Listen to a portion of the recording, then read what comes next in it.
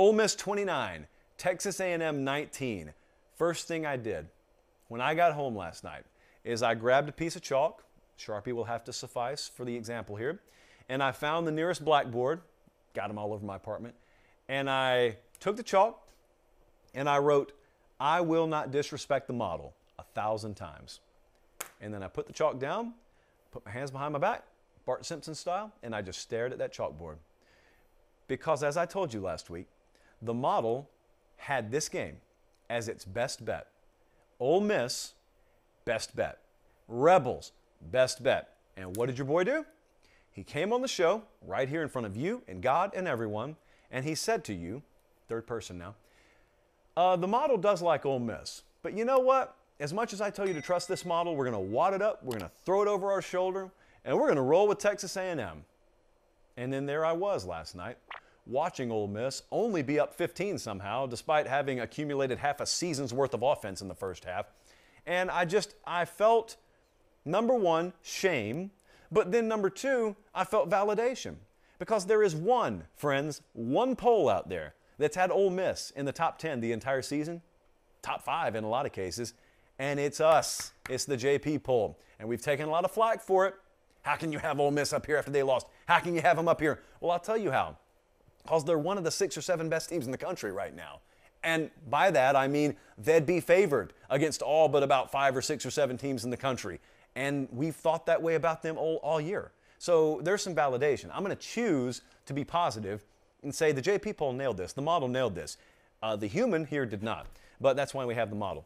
So the halftime box score, total and utter violence. I want you to explain to me, on what planet is this team only up 15 points? And by this team, I mean the one that has a 408 to 91 total yards advantage.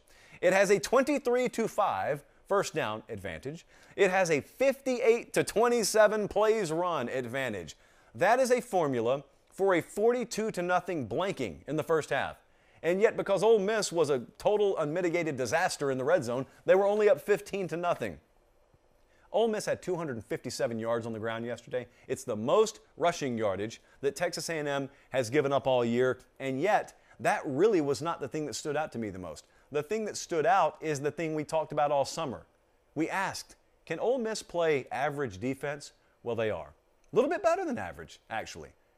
Ole Miss is a pretty good defensive unit at the moment. A lot of the transfer portal moves they made are paying off, and their defense stepped up last night, and at times it has stepped up all year. Think about the game where they ended up beating Tennessee. We go into that thing, you expect a track meet, and what was it, 31 to 26 or something like that? They score 31, still good enough to win. I mean, Ole Miss, they have checked a lot of the boxes. It's just they play a schedule that it's really hard to win every week against. If Ole Miss had a schedule the likes of which Clemson has played, or the likes of which, let's say, Oklahoma State has played, they may very well be undefeated right now. But as it is, they are a 2-loss, in fact, an 8-2 right now, team with games against Vandy and Mississippi State left. This could be a 10-win team. And that leads a lot of people to lie in bed awake late at night having sort of a battle, sort of an angel and demon, if you will, argument in their mind. If your job's open and Lane Kiffin's doing this, you got football, and then you got off the field, and you got reputation, and you got I heard that, and they told me this.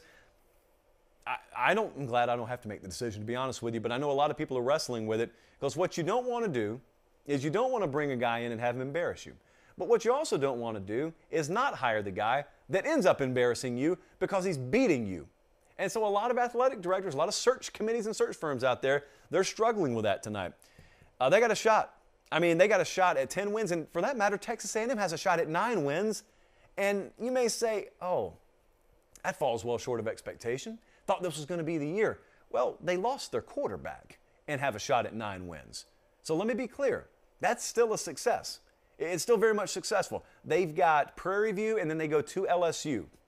But the focus right now for Texas A&M is not so much going to be on Prairie View or LSU. Well, it'll be on LSU. Early signing day is where the focus shifts now for Texas A&M, because they've got a shot at the #1 class in the country. At the very least, they're going to be way up there. And so you've got a nice game here, or not nice game, but a nice season that you can put a bow on, hopefully, with an emphatic win against LSU, and then you go to a nice bowl game.